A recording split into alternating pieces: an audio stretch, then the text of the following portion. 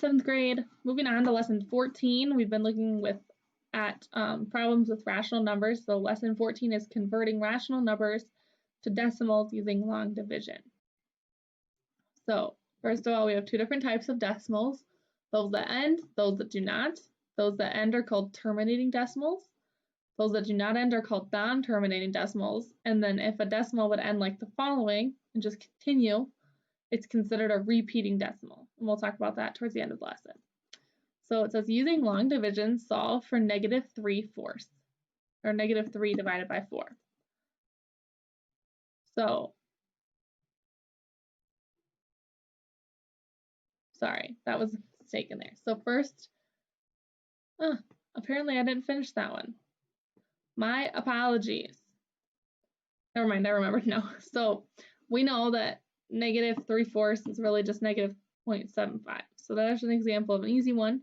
Now let's go to a different one. So convert each to its decimal, and we just have one right now, but we'll have more form using long division. So we have -7 divided by 8. So the top number, which is 7, is the numerator, and that's going to go on the right of the line.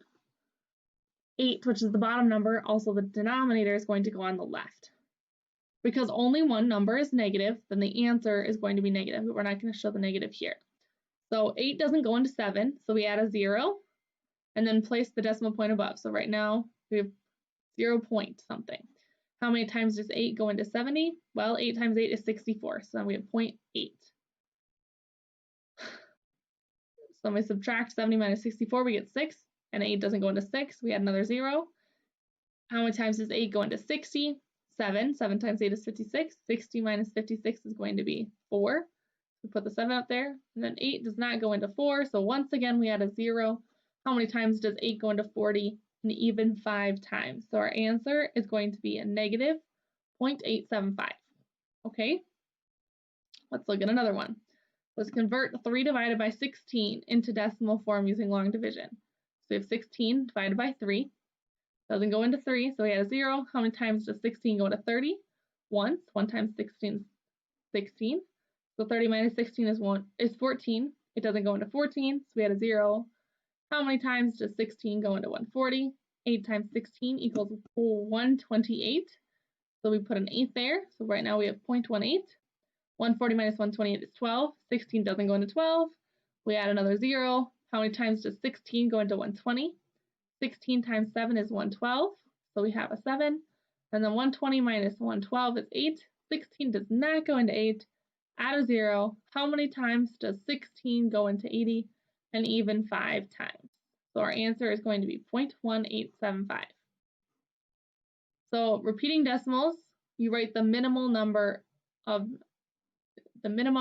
numbers, sorry.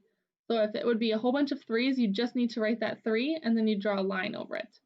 If it would be something like 60, 60, 60, so on, then you would need to write at least that 6 and 0. So again, draw the line over both numbers. If you have 4 numbers that just repeat, then you would write those 4 and then draw a line over those 4. So your assignment is to complete the modal questions for lesson 14. Make sure you read each question carefully, do your best. Ask me if you have any questions, and just continue to work hard. We're almost done with the quarter, just a couple weeks left. So keep up the good work.